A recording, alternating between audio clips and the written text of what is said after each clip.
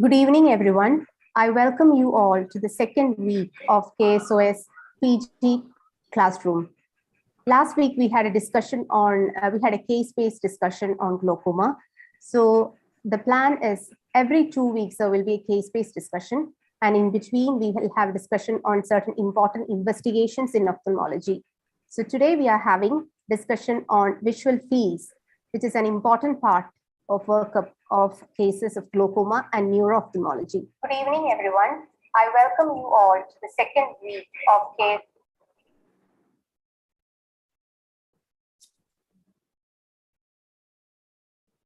So I would, Gopal sir, can you please introduce the faculty?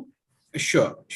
So we have, first of all, we are fortunate to have Dr. Mallika Oyu. She is a professor and head of the Department of Ophthalmology at Government Medical College, Alapura.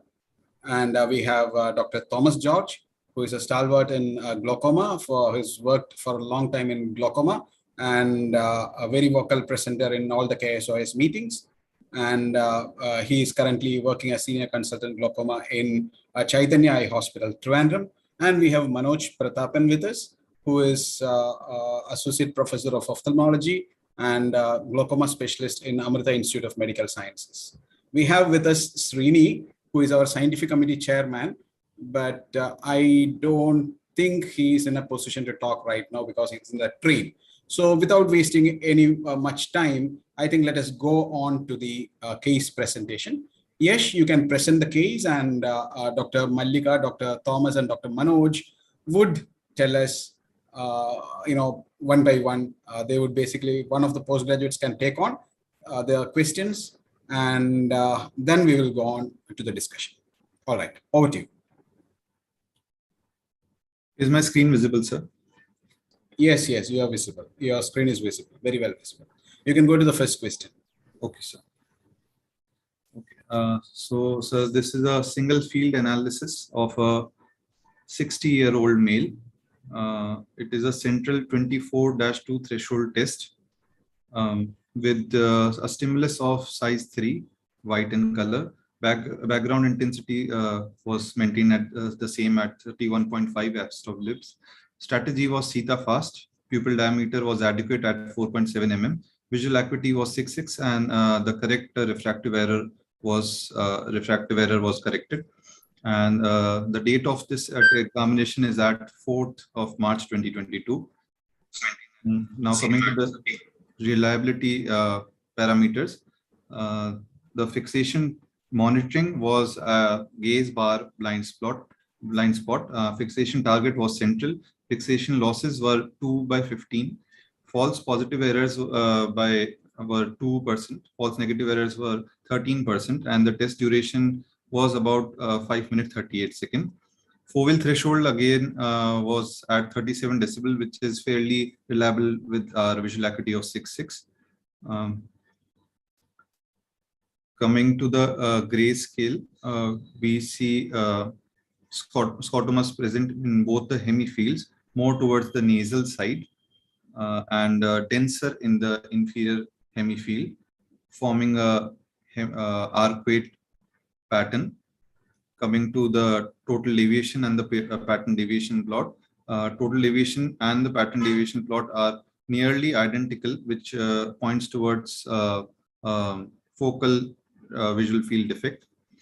Coming to the global indices, the visual field index is about 52%. GHT is outside normal limits, and mean deviation of about -17.81 decibels. So which points that in case it's glaucoma, it's very advanced stage of the glaucoma, and pattern PSD is about 13.97 decibels. So it is looking more of like a biarcuate scotoma. Here.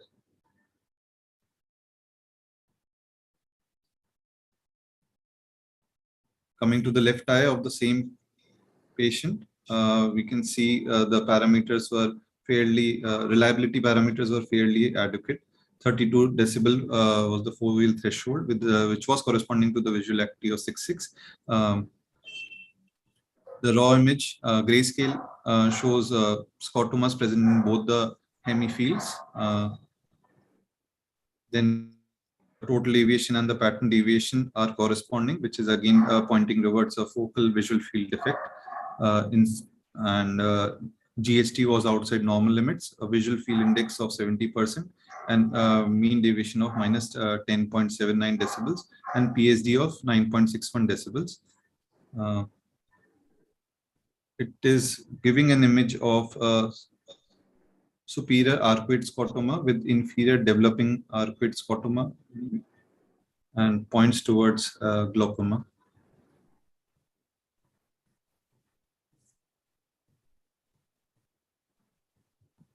Yes, that's a fairly complete reading of the field that you've given. When you say advanced glaucoma, do you know of any grading for these fields?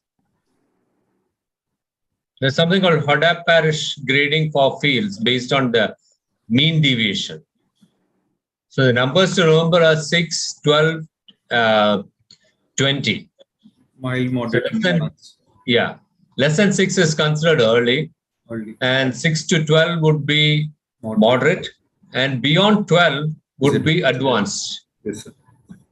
Okay, and end stage is beyond 20.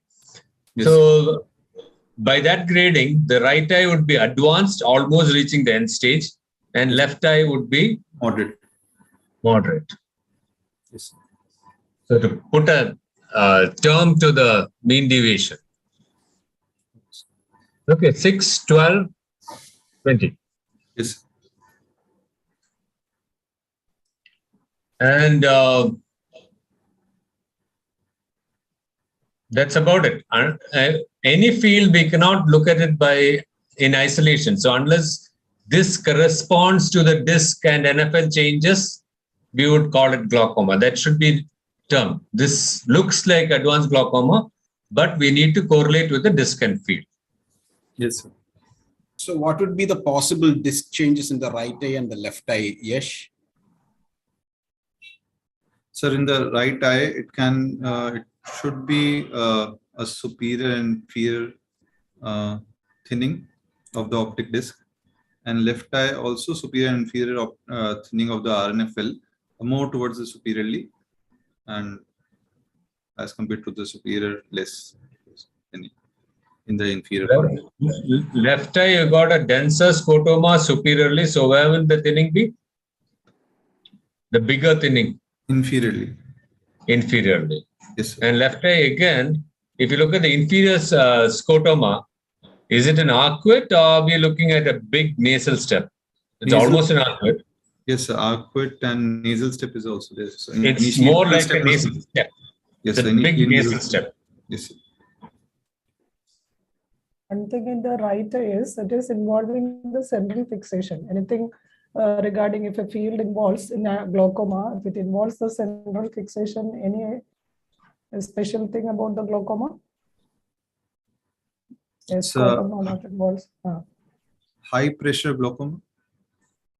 No. High pressure would give nasal step. What about normal tension glaucoma? Any specific field changes or field effects? Normal tension glaucoma. Central, steeper, deeper. Yeah. Yes, Gopal is still remember that. Good. More of involving the center. If it is glaucoma, normal tension glaucoma involves the central fixation and deep scotomas. Here it is involving the center now. Whenever the angular distance between the RNFL defect and the macula, when it is more acute, you will see scotomas more closer to the fixation. When the angular distance is more, that means if you have this is the macula to the disc and the RNFLD or the focal thinning, if it is more towards 90 degrees, then that part of the RNFL defect may not be so representative of the macular region or the towards fixation. And your field defect will also be slightly more towards the off the center. So here, since it is more towards the center, you can have an RNFL defect or the focal thinning happening more towards the nearer to the papillomacular bundle, not saying papillomacular bundle, just outside the papillomacular bundle, but more towards the papillomacular bundle, which is what you sometimes see in NTG, normal tension lobe. Okay, yes, with this field, especially the right eye field, would you be satisfied with just this program, or would you suggest that they do more programs? If so, which? Sir, since it's involving the center, I would prefer to go for a 10-2 program also, so as to look at what is going on with the macula, the center 3 degrees or the center 6 degrees. I want to look at that also, sir. Yes, when all will we do a 10-2? So can you give the indications for doing a 10-2 visual fields? In which all scenarios? Or do you order routinely for all patients who have glaucoma? So whenever 24-2 test results involve the macula, or there is fields, you should be saying when the field effects are approaching fixation. Macula is retina, field is visual field. Yes, yes. Approaching the center 10 degrees of the field. Approaching fixation. Yes, sir. Whenever you have a visual field effect in 24-2, which is inside the central 10 degrees, then to get more resolution into the central 10 degrees, you need to do a 10-2. Or you see a RNFLD closer, like I said, more acute angular distance, and then 24-2 is failing to pick up a field effect. Then also you can do a 10-2 because it gives more points, because it's 2 degrees apart, whereas your 24-2, the points that we're testing are 6 degrees apart, so it's easy to miss a smaller scotoma. So in such cases, when you don't see a scotoma on 24-2 with an acute angular width, or when you see a scotoma in the 24-2, which is involving the central 10 degrees, in both situations, you should do a 10-2. Or it should be, or all the advanced cases, definitely you should follow up with 10-2. That is an obvious answer, because already the field is, scotoma is affecting the central 10 degrees. Okay, sir. So let's go to the next field for want of time. Is it okay? Alicia, we will go to the alphabetical order. Alicia would be next, and Amrita would be after that. Can we come to the next field, Yash? And after each field presentation, probably during the discussion, you can put down the presentation so that there will be some live discussion there. Okay, sir. Okay. Yeah. Alicia, are we ready? Okay, sir. Yeah. Okay, sir. Your video is not on. Yeah. Yes, it is on. Okay, please. It is a central 10 in right eye field of the right eye. This is central 10-2 threshold of a 60-year-old male patient with foveal threshold 34 decibel, stimulus 3 white, strategy theta fast, pupil diameter 4.7 mm. Then with fixation target central, with fixation loss 1/15. False positive error 2%, false negative error 0%. That is, field is reliable. Total duration is 6 minutes 11 seconds. Grayscale showing superior arcuate scotoma and evolving inferior arcuate, with total deviation and pattern deviation plot showing the focal changes of superior arcuate scotoma and evolving inferior arcuate. Alicia, the arcuate scotomas you are normally mentioning for the 24-2 or 30-2. 10-2, we don't call it arcuate or such terminologies. Nasal steps and all. We can't name the scotomas by 10-degree fields. Because Jerom's area is 10 to 20 degrees. You're within that. So if at all, you can say the arcuate is encroaching within 10 degrees. Okay. You cannot name it arcuate. Go on, please. Then left eye. Left eye, it is central 10-2 threshold with foveal threshold is 36 decibel, with stimulus 3 white, with background 31.5, strategy theta fast, pupil diameter is 5 mm, fixation monitor blind spot, fixation target is central, with fixation loss 0/15, false positive errors 3%, false negative errors 10%. It is reliable. Test duration 5 minutes 40 seconds. grayscale showing superior hemifield.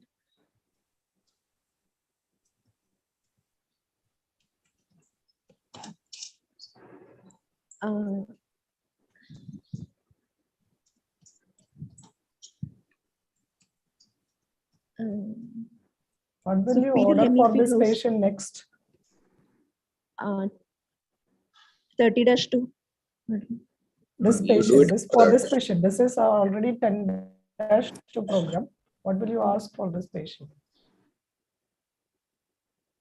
Next.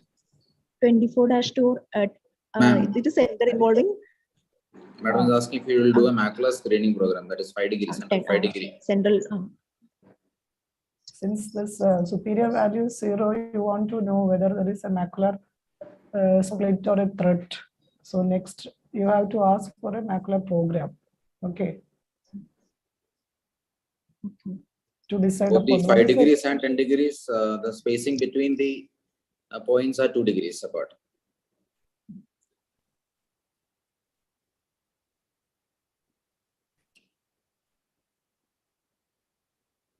very advanced glaucoma. So you have to, whether if you want to proceed with the surgery, before doing surgery, you have to ask for a macular program.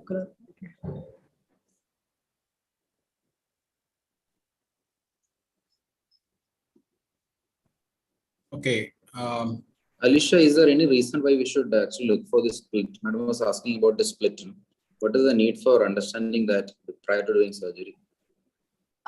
Because visual prognosis, if there is a macular split or threat, the visual prognosis is very poor after surgery. Visual prognosis is usually used for surgery which is done to improve vision. But trabeculectomy is not done to improve vision. That is done for cataract surgery. We call it visual prognosis. Here, it is only to control the pressures. What are we interested in? What is the risk we need to tell them? That's basically what it is.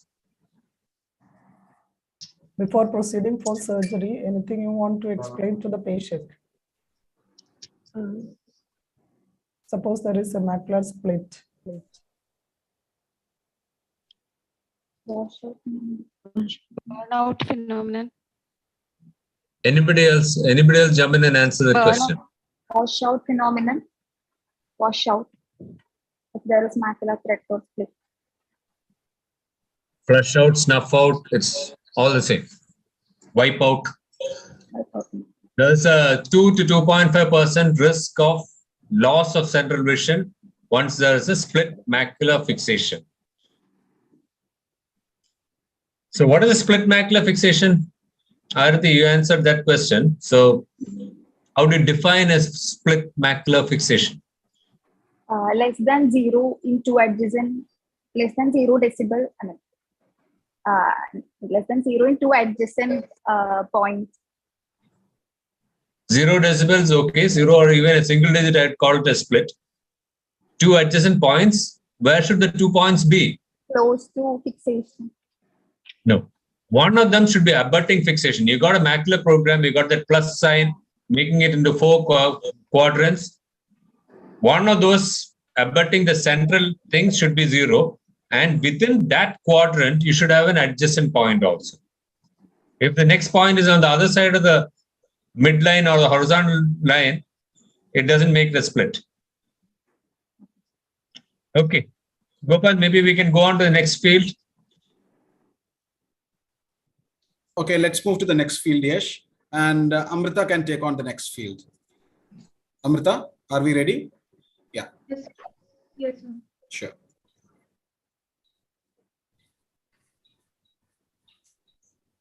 Okay. This is a HFA 24-2 of a 68-year-old patient. Stimulus size is 3, white. The strategy is theta cast. Pupil diameter is 4.3. Visual acuity is 6 with correction. Coming to the reliability parameters, fixation losses 2/12, which is fairly reliable. False positive errors are 2%. False negative errors are 30%. And foveal threshold is 33 decibels, which is okay. There are a lot of false negative errors. Now coming to the fields, There are absolute scotomas noted in the raw data, and the probability plot shows generalized depression in the total deviation probability plot, both in the superior and inferior hemifields, and the pattern deviation is severely depressed, showing severely depressed fields. The GHT is outside normal limits. The field index is 35%. Mean deviation is minus 20.04. Pattern standard deviation is 7.98. So this is a field of a patient with advanced glaucoma in the right eye. Coming to the left eye, again it is the 24-2, same with the reliability parameters. False positives are 0%. False negative errors are again 54%, which is a lot. Foveal threshold is 36. Again, similar to the other, to the right eye, there are absolute scotomas noted in the raw data, and there are severe generalized depression in the total deviation probability in the superior and inferior hemifields. And pattern deviation also shows generalized depression in both superior field and extending to inferior field also.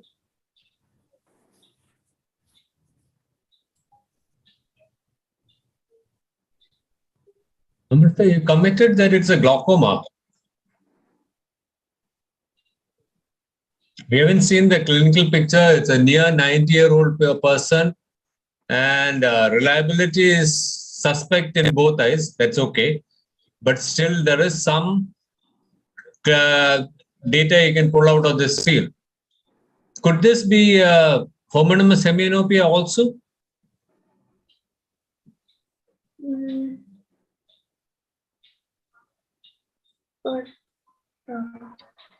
Forget the superior hemifield. Superior hemifield is like a arcuate or maybe even a altitudinal almost. But you look at the left side of the field on both sides. Yes, sir.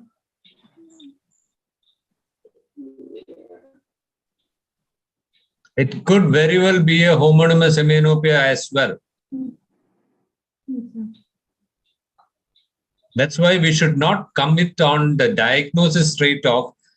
We should only say it could be, that sort of thing. Because the clinical picture could be different. Here you got a near 90-year-old person, could have had a stroke in the past, actually having difficulty doing the field also because reliability is poor, probably not able to do it. Thomas, then let me ask one question for the postgraduate sake. In the presence of a glaucomatous visual field defect in both eyes, how will you basically say that now there is an added neurological visual field also which has come onto it? Are there any cues to find that out?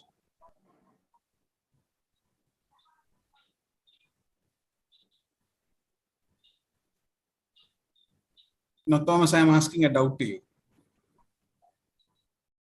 To ask me a doubt. Yeah. They should be answering. It's a vertical midline.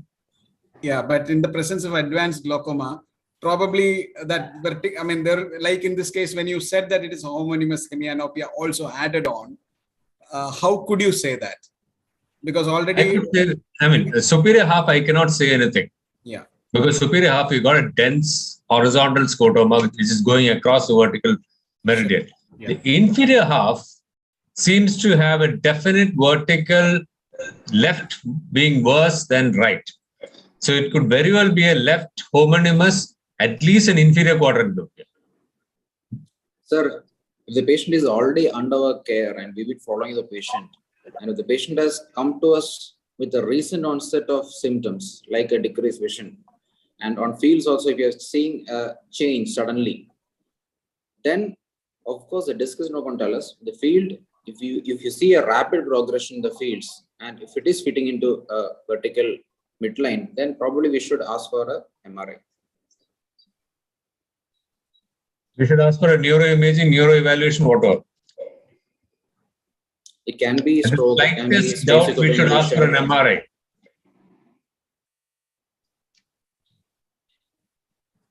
Okay. Okay. I have personally done TRAB on a patient and then found the pituitary tumor. Not a small one, 8-centimeter one, huge one. So there was an advanced, glaucomatous field defect. That also causes cupping. That also causes cupping. I thought it was NTG and correct. The imaging was after I did a TRAB. Yeah. Mallika ma'am, anything to add here? Nothing. The vertical meridian, you have to specifically look for any horizontal and neurological field vertical. That is enough. Okay. Yes. Both together, you have to correlate clinically. Okay, sir, I'll move on to the next. Yeah, move on to the next field. I think who is next? Arati. Arati is next. Okay, fine. Arati, come in.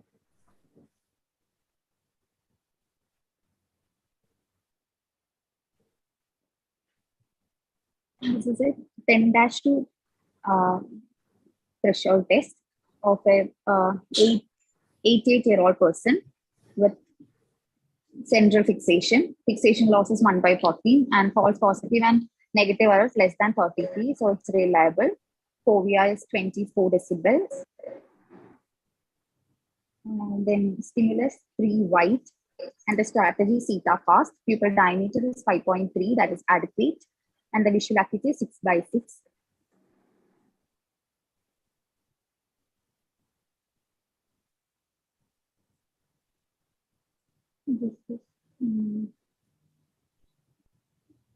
Both total deviation and pattern deviation different. So there is a generalized constriction, a cataract change is plus.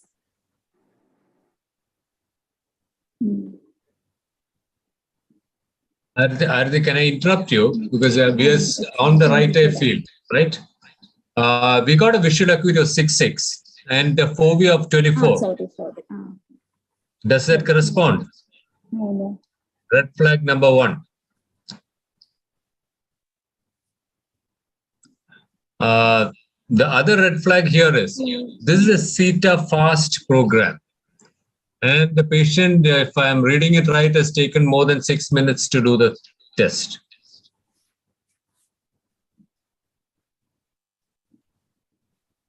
So though the reliability parameters are not flagged, this patient was struggling to do the test. Doesn't it look like that?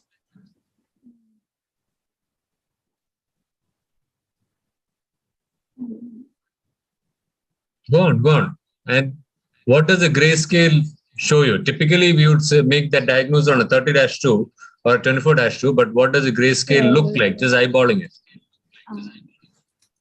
White scotoma. No, there's no white scotoma. If it is 30, Cloverleaf pattern.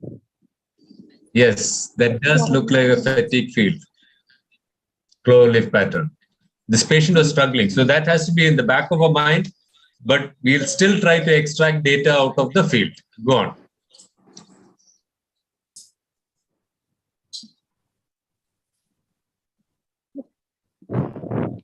Advanced glaucomatous damage.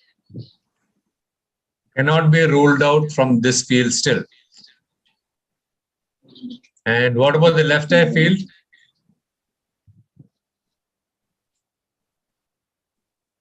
also looking the same like cloverleaf pattern, but Similar. So this, either the patient is on a learning curve or patient is actually not able to do the field. So this would be a patient we'll have to practically manage on the clinical merits disc and OCT primarily. Manoj, it's your patient. So what are your inputs? If I see something, if I feel like this, probably, do you have a 30-2 also to show, yes, of the same patient? No, sir, I just took 24-2 and 10-2s. Yeah, 24-2? Yeah. Just show the 24-2 if you have the same 30 patient. and 24 can be, can choose any.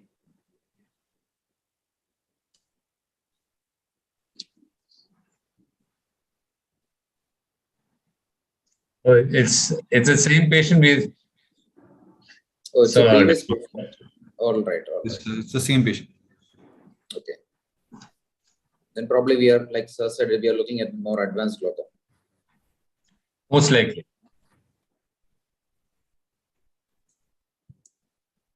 In huge field defects, you can have high false negatives because the sloping defect, you would have a large variability in the edges of your scotoma. So the field printout may throw us a large false negative. That doesn't mean that clinically the field is useless. That alone can get flagged.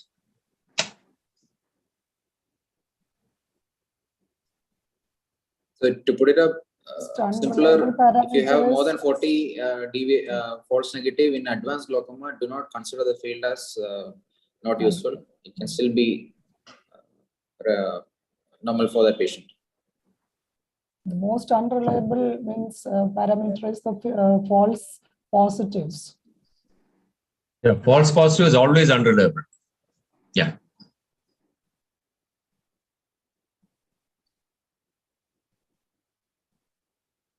Okay, let us move to the next field then. Yep. Yes. Okay. Gargi, please come in.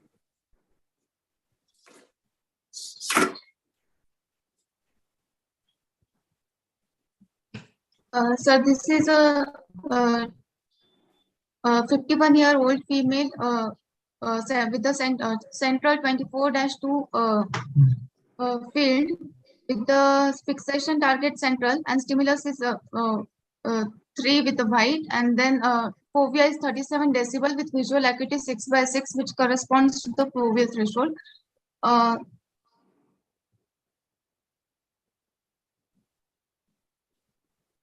Total deviation is corresponding to the pattern deviation. In the gray scale, it's showing arcuate scotoma.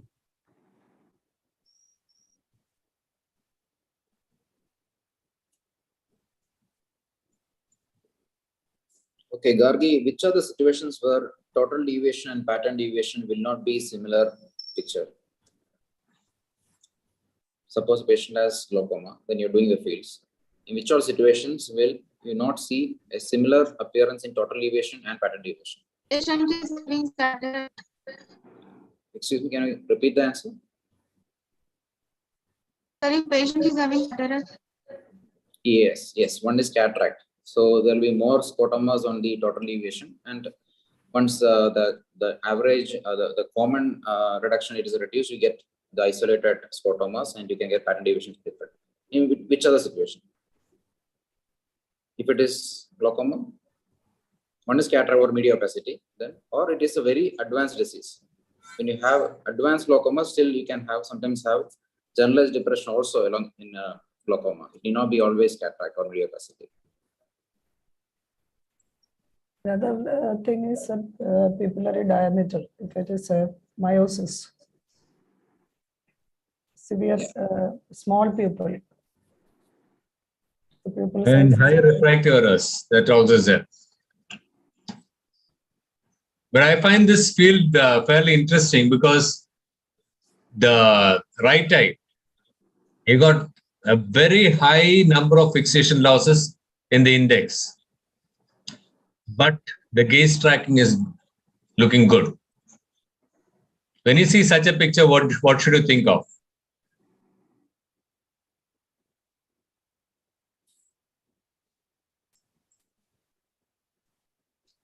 Gaze tracking, the upward deviations are where the eye has moved away, downward is where the lid is closed in the Humphrey.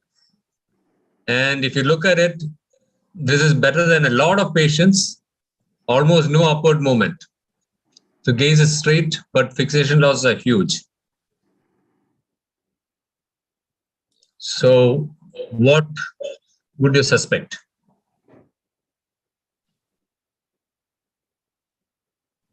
Anybody? Maybe the eyes were not tested properly, sir. Left eye or right eye. That's what I would suspect. I would repeat the field after instructing the perimetrist once more, not just the patient. Importance of technician. Or it could be a mild head tilt. When the head is tilted slightly, the fixation loss tests will fall outside the blind spot. Blind spot. There, the gaze tracker will be normal, but the tests are not falling on the blind spot. It may be a mild head tilt. That can happen. But here, the two fields are looking ominously like a photocopy of each other also. So in this particular situation, I would be very suspicious that the right eye was tested with the patch on the right eye, so the left eye is actually saying. That could very well have happened. Anybody can make a mistake. The perimetrist probably has made a mistake, is what I would think of. Of course, the clinical picture has to be looked at. If you have reason for both eyes to have photocopy fields, that has to be given credit.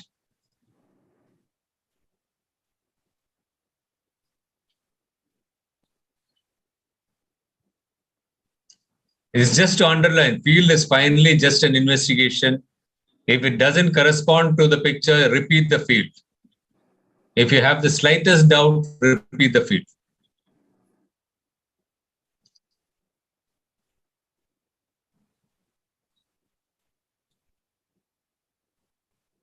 Sir, should I move to the next slide? Yes, I think so. Gopal, who's next?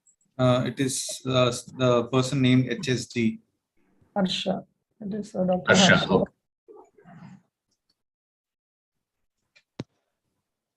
Okay. Sir, this is a field of 51-year-old patient, right eye, the central 10-2 threshold test with Sitafa's strategy, and fixation boundary is blind spot, and the reliability indices are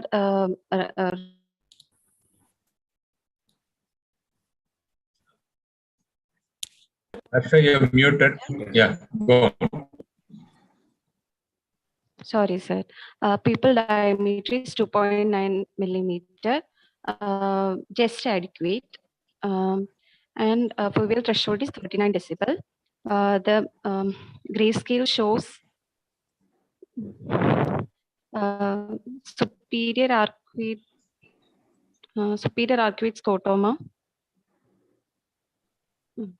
No, this is 10-2 threshold test. So probably advanced glaucomatous damage. Left eye, it is 10-2 threshold test of left eye with Sitafa strategy, and reliability indices are okay and reliable, and foveal threshold is 35 decibel.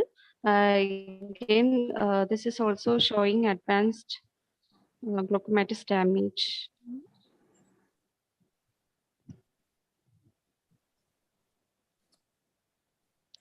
Do not commit on glaucoma without knowing the clinical picture. You should probably be saying dense superior scotomas in both the fields, and left eye having a little bit of a inferior scotoma as well, because 10-2 doesn't have an edge that we ignore.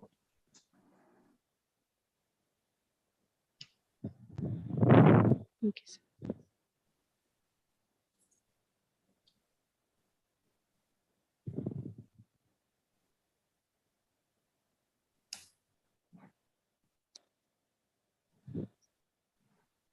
Okay, Manoj, Thomas, Mallika, your inputs before we move to the next case. The This is 10-2 almost belong to the same. same patient as the previous 24-2. Same patient. Yes, sir. The patient, mother also is glaucoma. How old is the patient? She is only This lady is 51. 51 Mother years. is 80. So It's at a this rapid stage, progressor. yeah, very advanced glaucoma even at 51 years of age. Patient needs very close monitoring because age is very important while during management of glaucoma. Manoj, open angle or closed? Open angle glaucoma. Open angle. Mother and daughter, both open angle. I'll move to the next case, sir. Yes. Next is Lisa.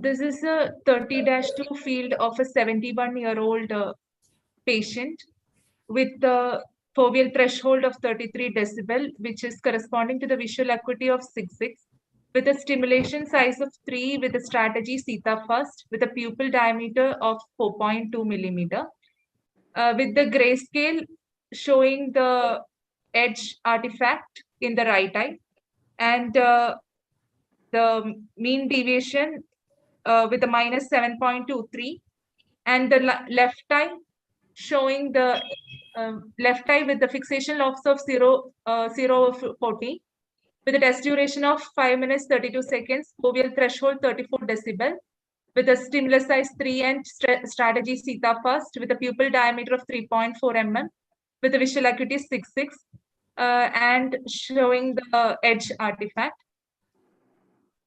The same is shown in the pattern deviation and the total deviation. Lisa, what causes this edge artifact? Sir, it could Edge be of what? the trial frame that has been placed. There's a rim artifact, no? Artifact. So how can you avoid this? What can you One is repeat the fields? What can you do to avoid this problem? One is we can keep a contact lens. Okay. Then increase the. It's very expensive to keep contact lens for each patient who gets a rim artifact.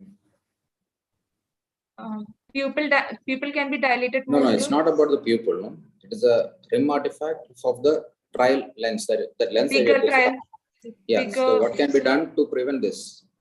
What causes this problem? When does the rim come into the field of view of the patient? When patient is moving away from the.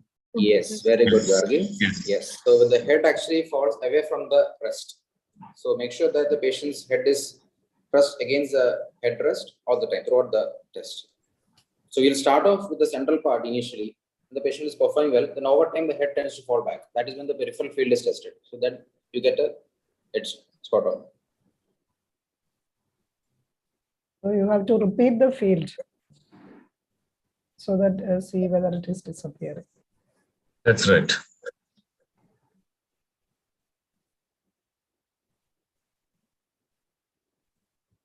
Sir, should I move on to the next slide? Yes. Please do. Next candidate is Meru Augustine.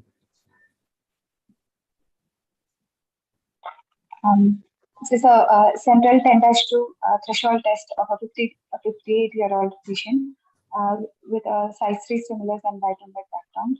Pupil diameter is adequate, and the patient's refractive error has been corrected, and visual acuity with 6.6 visual acuity. The reliability parameters are within normal limits. It's a theta fast strategy, and the test duration is 6 minutes. The grayscale is showing scotomas in the superior as well as inferior hemifield, more towards the nasal hemifield. And there are depressed sensitivities in the superior hemifield and infranasal field, which is reproduced in the pattern deviation probe as well.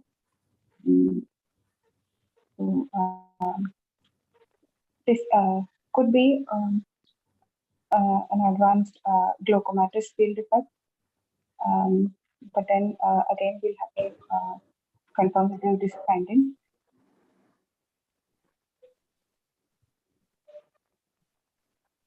Yeah, the fovea is off. Yes, ma'am.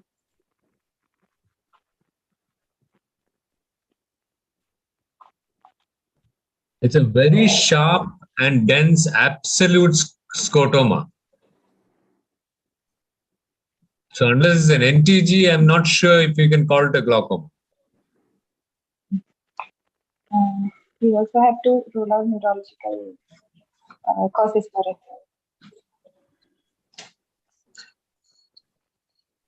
This could very well be a choroiditis scar or something like that, which is punched out. Yes, sir. Yes, do we have the 24-2 of this patient? No, sir.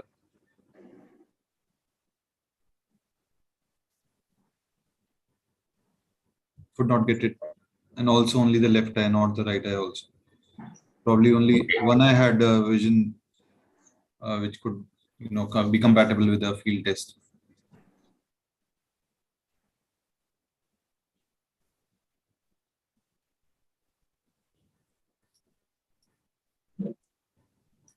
We can move to the next one. Yes. Okay, next is Mira.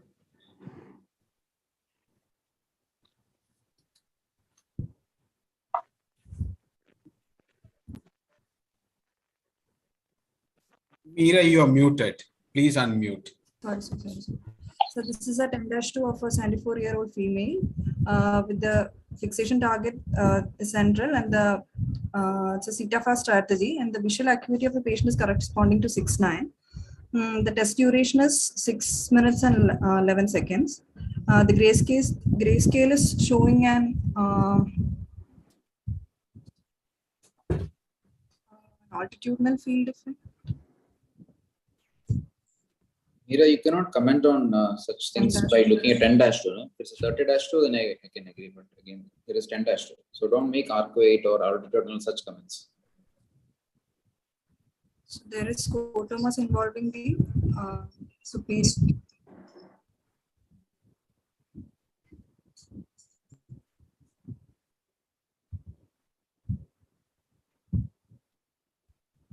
Yeah, there's a large, dense scotoma superiorly, and what about inferior? Inferiorly also there is a. But 10-2 does not have an edge that we ignore.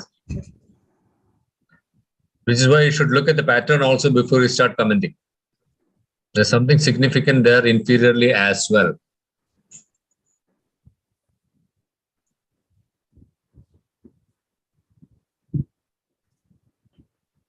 About the shape of the scotoma, just like Manoj was saying, unless you have the larger picture, 24-2 or 30-2, we cannot say it's an altitudinal arcuate or whatever.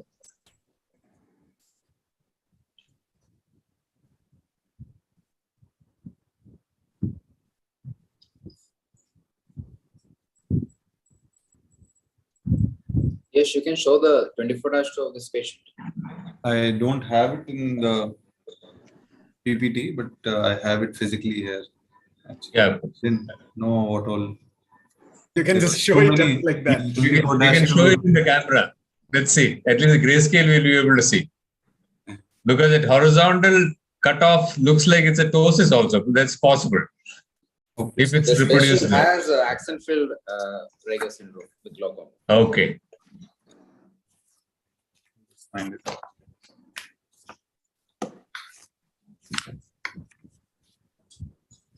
Very extensive field effect. I mean, it's got a walk and mimic an altitudinal defect also. Very extensive. Advanced cupping for this patient. Very advanced cupping. This is. Wow. Yeah, we can make out it's a tubular field. It's not well in focus, but it's a tubular field. Because of. Yeah. Almost Just like move it back a bit. Yeah, that's good. Almost like an superior altitudinal. So very extensive arcuate mimics an altitudinal effect, isn't it? Yeah.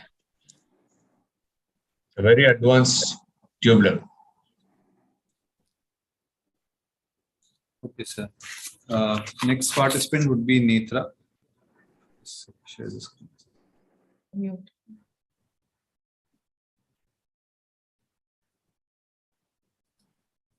Yes. This is a HFA 30-2 threshold test of a 60-year-old patient with stimulus 3 white and fixation target central with fixation loss of 4/14 and false positive of 30% and false negative of 9%. And foveal threshold of 35 decibels with the visual acuity of 6/9.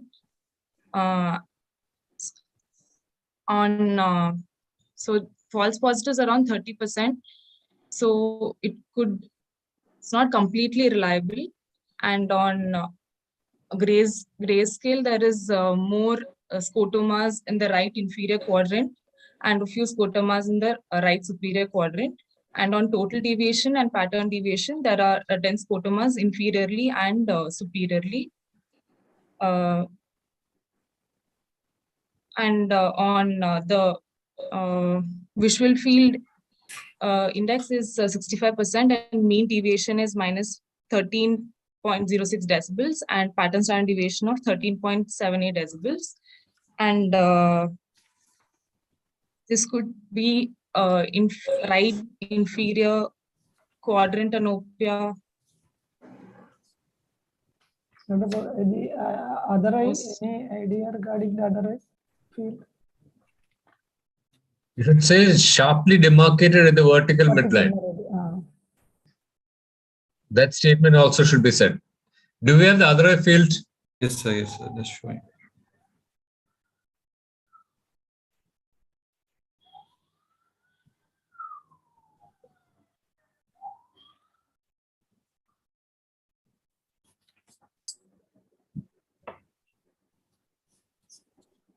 Is it visible? That is very poor. It's excessive high false standard deviation is more than total deviation. It's more of white scotomas that you see. More white scotum. Near 100%, he gave up on that field. Okay.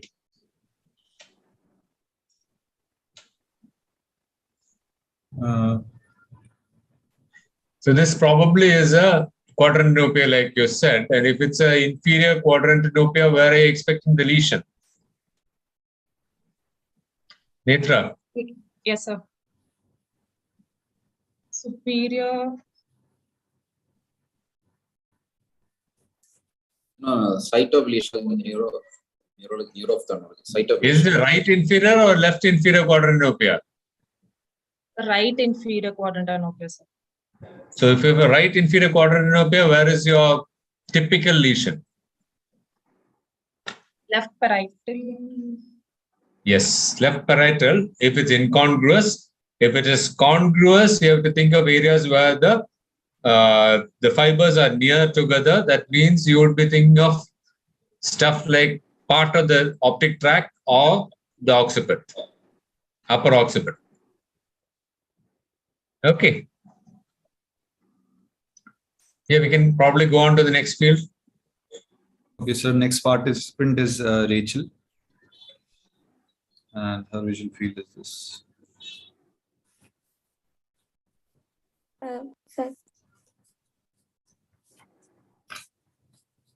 This is 24-2 HFA field of right eye, 66-year-old patient with fully corrected refractive error of adequate pupillary dilatation. Sita fast strategy with size 3 stimulus on white background with good reliability indexes, and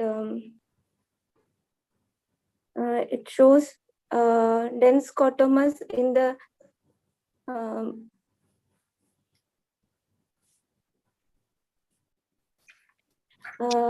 nasal edge of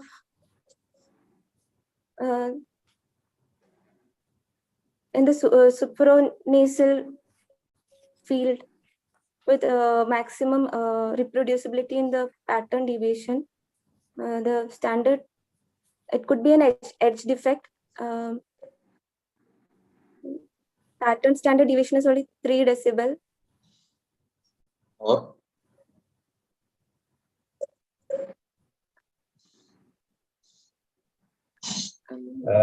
Rachel, the usually nasal we say most, for 30-2. Here it is 24-2. in a 24-2, there is no edge points that we give up. 30-2 is where we give up. Especially the nasal 2 extra points are there for a specific reason. From a glaucoma point of view. This is a smart patient. Patient has done the test in 3.2 minutes. So, smart patient. See the fast? Yes, but still, test duration gives a lot about how the patient is doing the test. It's an efficient patient also. So, this test has been given good full credit.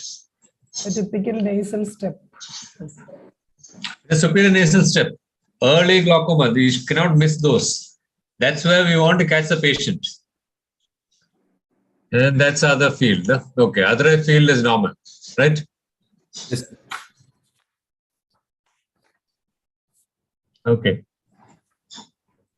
I forgot Dr. Nia before Rachel. So the next turn is Dr. Nia. Okay.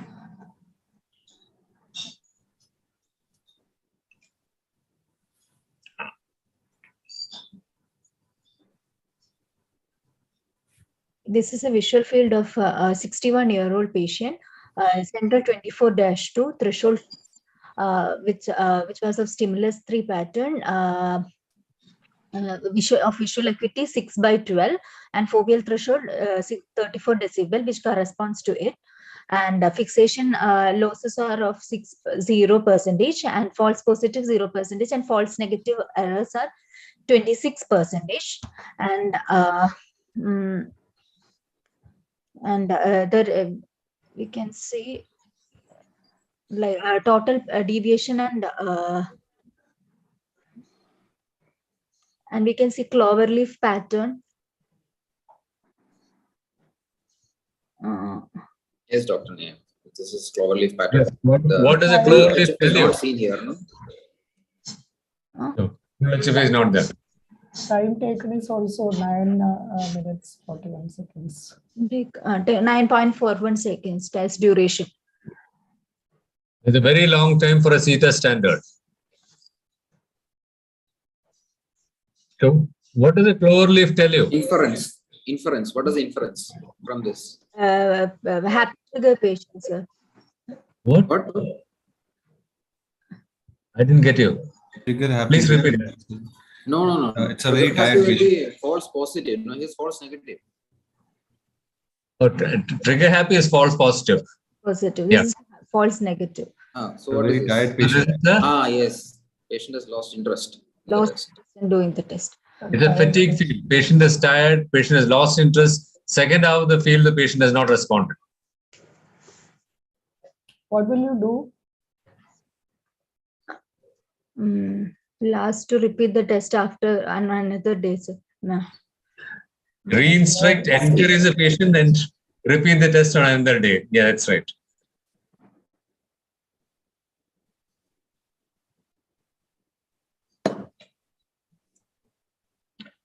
Okay, we can go on to the next one. Okay, sir. Next participant is Dr. Sajna.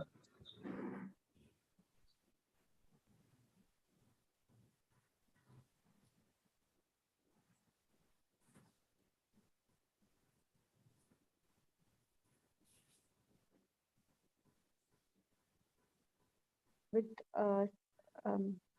full threshold strategy, stimulus size of 3 and white on white background with adequate pupillary dilatation and visual acuity of 6.6. The field is a reliable one. And it's a normal field. There are no scotomas as seen. You can see for a very reliable field, the test duration is 9.35 minutes. That is full threshold.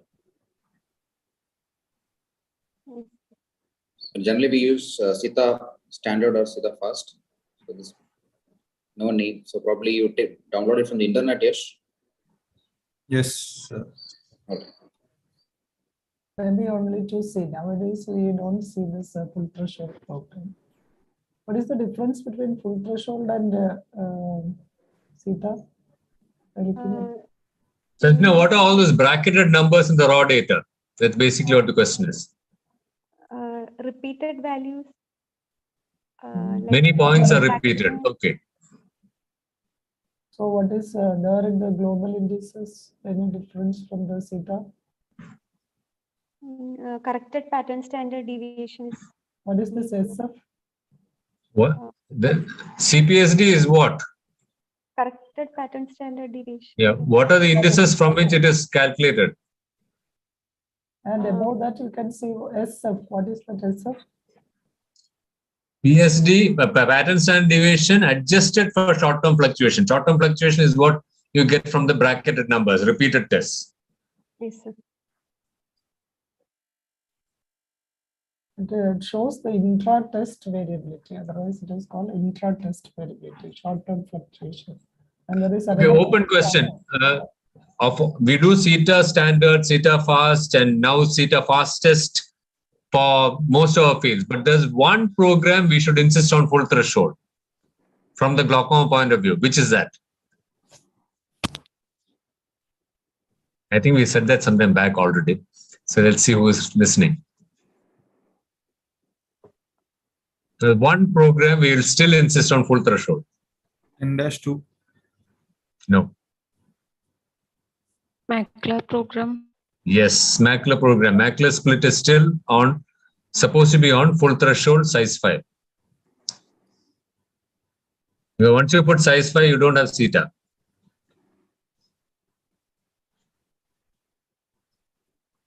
Okay, sir. Moving on to the next participant. It is Dr. Nidhi, who has recently joined. So.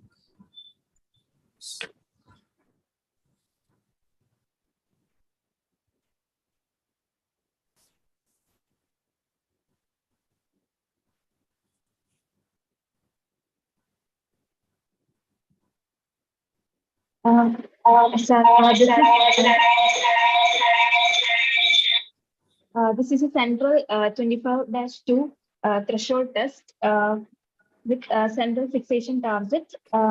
Here the indices are reliable. It's a CETA standard strategy with pupil diameter 3 millimeter, adequate pupil diameter.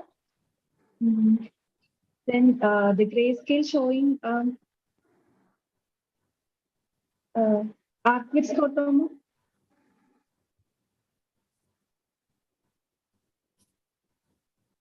Superior arc-width scotoma. You can say pattern deviation showing what suggests a superior arc width. Grayscale doesn't have the picture of an arc width there. It seems to have something else. Yes, sir.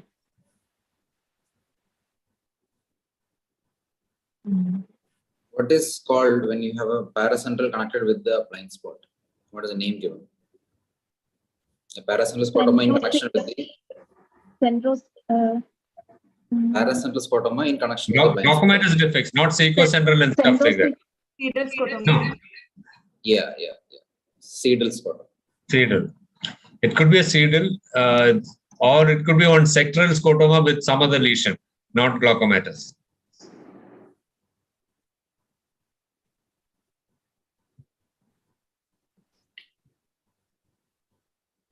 Yes, let's proceed. Next participant is me. I think we need to start from the beginning, right? Yes. So I presented first, so that's yeah. So you can present this one. Next one. So it's a single field analysis of a patient. 74 years. Actually, that is coming anyway. Central 30-2 threshold test was done with a stimulus size of 3, white in color, pupil diameter being about 3 millimeter on 14th of September 2005. The reliability within normal limits. Then coming to the total deviation and the pattern deviation plots. The total deviation plot shows a generalized depression of the visual fields, whereas pattern deviation plot is well within normal limits. So this could be a case of media opacity, like in a case of cataract. It shows generalized depression. So it Generalized could be anything. Yeah.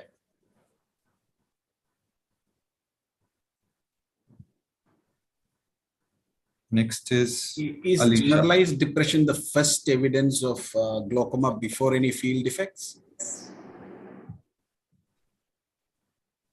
A diffuse RNFL can present as a generalized reduction, isn't it? So the question for No, I am just asking the glaucoma experts in the group for the postgraduates. I am an ignorant person, right? Sir, whenever we have sudden rising pressure, like say patients who have had multiple acute or subacute attacks or steroid-induced high pressure, so those patients can sometimes come with generalized depression rather than focal defect, especially people who have temporal pallor. Okay. Next participant is Dr. Alicia.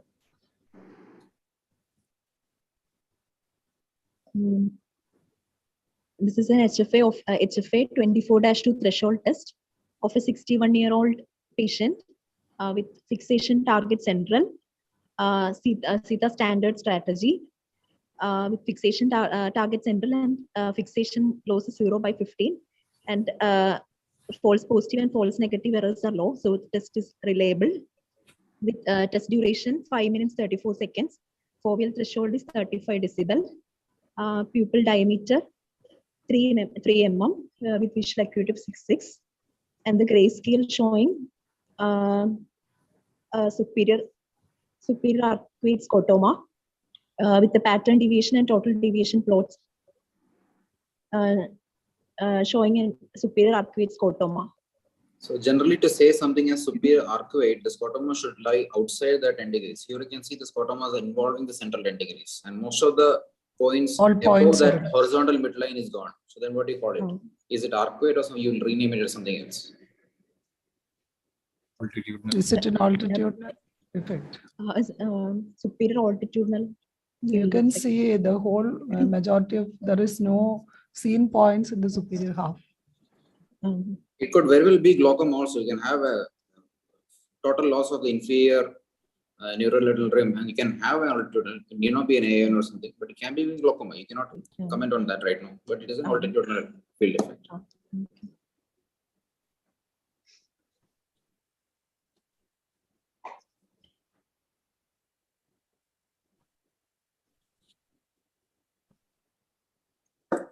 Okay, Yash, let's move on to the next few fields. Yeah.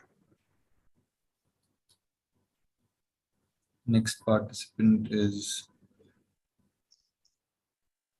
Amrita. This is HFA 24-2 of a 68-year-old patient. The stimulus size is 3, CETA standard strategy. Okay, Amrita, just going forward to the total deviation and pattern deviation, you see a reversal pattern, no? Total deviation looks normal and pattern deviation shows scotomas. So what is the first thing that comes to your mind? 40% false positive errors are there. There are a lot of white scotomas in the happy patients who have white spots.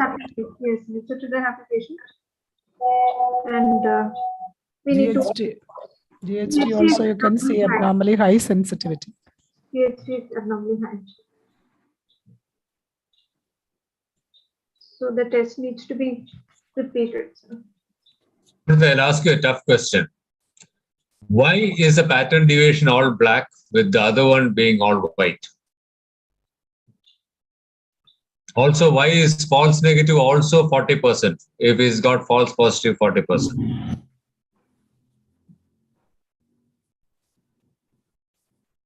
I think I'll have to answer the questions.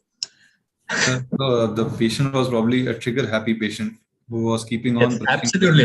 That is the reason why we got this field. But yes, the question is, why is the false printout showing negative this? also high? Why not the false positive? Why is the false negative also high? Why has the machine given us this printout? That's the question. It's nothing to do with the patient. False negative. Okay. When the patient was able to see the light and then press. Yeah, Yes. why? Why? Why did it flag it as 40%?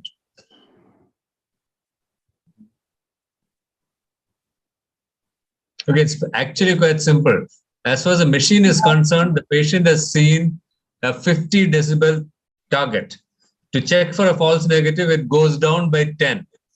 It's still 40. The patient actually will not be seeing it. So at the times that the patient was actually looking for the stimulus, he failed to respond and the false negatives go up. Similarly, the pattern deviation, how is the pattern deviation generated by the Humphrey? It's no big rocket science there. The 7th highest point is ignored and the hill of vision is readjusted to that. So here you got so many 50s and 45s sitting there. The 7th highest point is beyond the normal range of vision of anybody. So the entire field is now in a scotoma. Whereas in the total deviation, it's a direct subtraction of the normal values, which is all going to be in the positive. So there will be nothing on the total deviation. and everything is going to be abnormal on the pattern deviation because your seventh highest point happens to be well beyond normal sensitivity. Is that clear? The reason why the false negatives are high and the reason why the pattern deviation is all black. Yes, sir. Okay. Okay, moving on to the next participant, which is Dr. Arthi.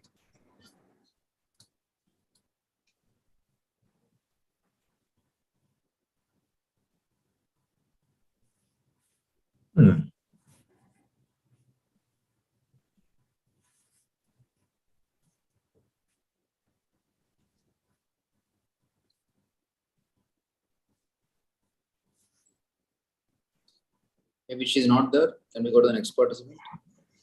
No, I think she's thinking. Yeah. Anybody? This is a very interesting field.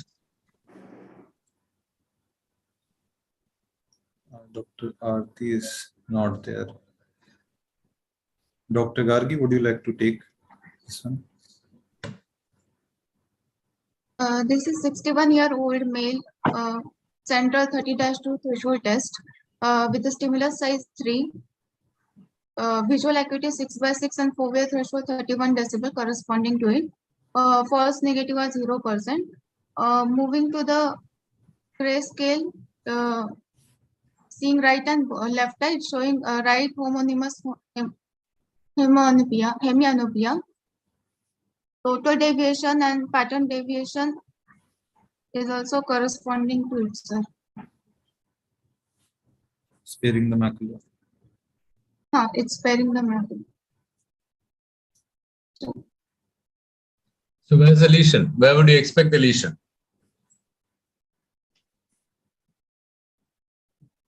Left optic. Where do you have macular sparing hemianopias? Which part of the optic pathway? Occipital. Occipital. Yes, occipital. So now, I mean, is it the gray matter or the white matter there?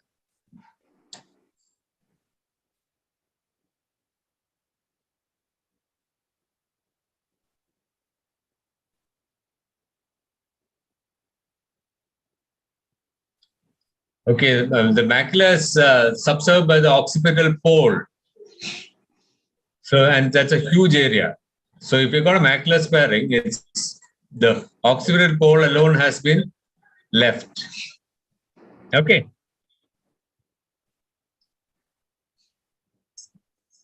While you're at the occipit, what is the anterior most part of the occipital lobe subserves what part of the field? The anterior most, almost the parieto-occipital junction.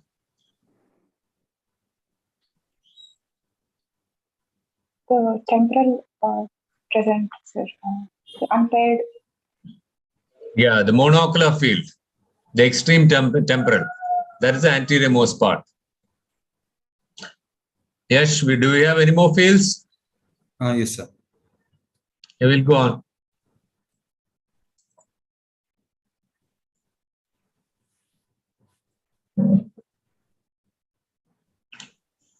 Next part. Who is next in line? Lisa. Okay, Lisa. HSD or Lisa? Lisa. Okay. Harsha or Lisa? Huh? HSD, Harsha.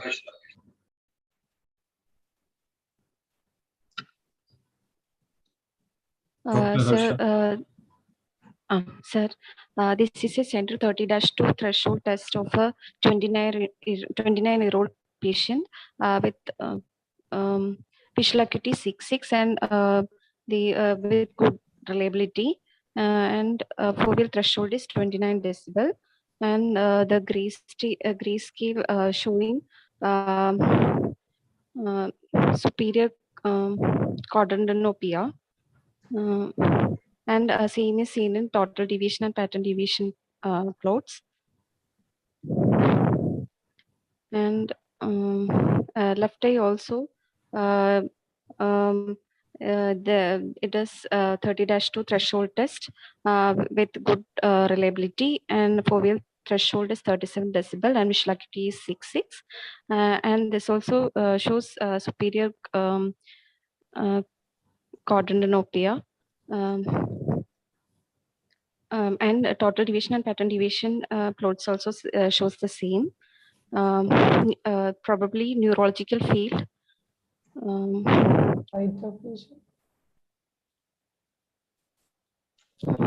could be the site? Optic radiation. Where? Right temporal. Part of the optic radiation. Temporal. Right temporal. Yeah, right temporal is likely. The next part is Otherwise called field defect is field. Pie in the sky. Pie in the sky. Pie in the sky. It's, while you're describing it, you should also say it's incongruous. The shape is slightly different. Optic radiations for scotomas tend to be incongruous. Two sides have got slightly different shapes. One will be more than the other one. That's all. Okay, sir. Next part. Okay, we'll go on next. Dr. Lisa. No, yeah, Rehna, can you come here and basically for the postgraduates, can you just explain as to retro-optic nerve pathway? How will each field defects go through? Can you just tell us? The lesions, the visual field defects that you see in neuro-ophthalmology can be divided into like pre-chiasmal lesion, chiasmal lesions, and retrochiasmal lesions. So pre-chiasmal lesions, unless it is bilateral, it affects one eye only, and defective vision is being one eye with RAPD and all. And you can see different field defects, as already explained, arcuate defects, altitudinal, central scotomas or central cecal scotomas, depending upon the site of lesion. And always we have seen that it is respecting the horizontal meridian, as you know that the RNFL is not crossing there at the horizontal meridian. And then, but if it is bilateral, you can have lesions, visual field defects in both eyes. So when you go to the chiasmal area, you get bitemporal hemianopias. That is because we all know the fibers are crossing, the nasal fibers are crossing at the chiasm, okay? And typically described, the patient will have the band-shaped optic atrophy. And I think you know about how it happens, because when you're looking at the retina, the visual field defects, we are explaining on the basis of the fovea. So the retina, which is temporal to the fovea, that is considered to be the temporal retina, and nasal to the fovea is considered as the nasal retina. Okay, similarly fields also. So the representation of the temporal retina or the nasal fields is superior and inferior part of the optic nerve. And the nasal retina or the temporal field is the nasal and the temporal part of the optic disc. So that is why we see that optic band-shaped optic atrophy in chiasmal lesions. Then as you go retrochiasmal, the patient will have visual field defect in both eyes. Okay, and that will be a homonymous. One side will be involved. Optic tract lesion can be congruous or incongruous. Then as you go radiation, it is more incongruous. And then to the occipital cortex, it is congruous lesions that you can see. So now we have already discussed parietal lesions, which will cause a pie in the floor, and temporal lesions, it causes a pie on the sky. And occipital lesions usually cause typical chondrolateral. All the retrochiasmal lesion causes a typical chondrolateral hemianopia. And occipital lesions, when there is the tip involved, as we have already discussed, there could be macular sparing. Okay, that's all, sir. Okay, with this background, let's go to the last two fields. Right, Yash? Yes. Okay, sir. Very fast. Who's next? Myself, sir. Yeah, Lisa, please. This one is Lisa. Yeah. This is the 30-2 threshold test of a 20-year-old with the test duration of 6 minutes, foveal threshold of 37 decibel with a visual acuity of 6.6. Strategy is theta fast that is used. And the grayscale of both eyes showing left homonymous hemianopia because they respect the vertical meridian.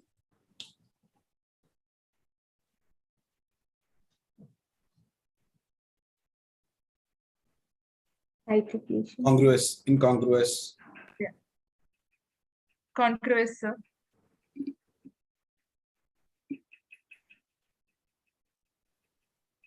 Cytoplegia. Mallika? Cytoplegia. Right, right visual cortex. Right visual cortex. Why visual cortex? Doesn't it look like the right eye has got field effect that's going further inferior than the left eye? Look at the pattern deviation, look at the raw data. So is it congruous, incongruous? The superior quadrant is totally gone, agreed. But if you look at the inferior quadrants? Yes, sir, incongruous. So what are we looking at?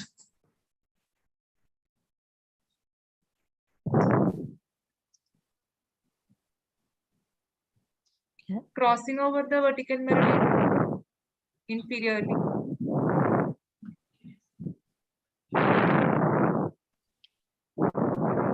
Right. To me, it looks like a pie in the sky. Your superior quadrant is totally gone. So you have to name that quadrant as primarily involved. And the inferior quadrant is coming in. So you've got a temporal crossing over onto the parietal is what it looks like to me.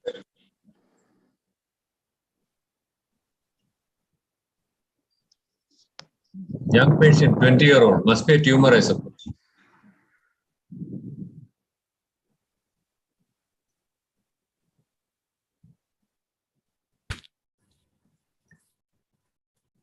Okay, coming to the last one is like it will be Meru August, Dr. Meru August. This is the last one.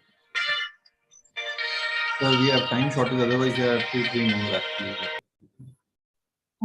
This is the central 30-2 threshold test. A 56-year-old patient, size 3 stimulus, corrected for refractive error, theta fast strategy. Reliability indices are within normal limits. Foveal threshold is 32 decibel. And, the grayscale shows slightly scotoma in the superior periphery, and depressed sensitivities, depressed sensitivities in the total deviation plot, but only few of them are represented in the pattern deviation plot in the superior hemifield towards the periphery. This could suggest a generalized depression in sensitivity there. Could be due to a media opacity or refractive or meiosis. And the pattern standard deviations, the mean deviation is 5.48 decibel. And in the left eye, similar parameters showing depressed sensitivities in the total deviation plot, but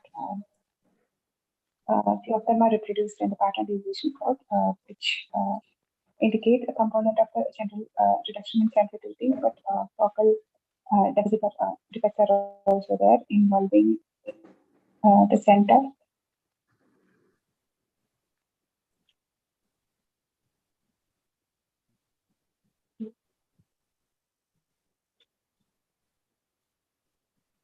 It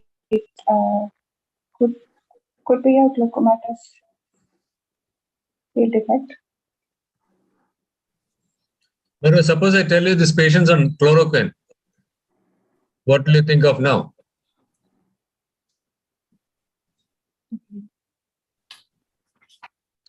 Okay, so in chloroquine toxicity, we can test centralized depression and sensitivity. This is a 10-2. Yes, sir.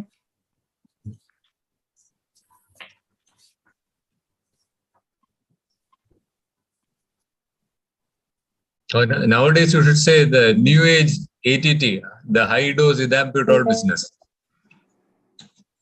We're going to see a lot more fields like this.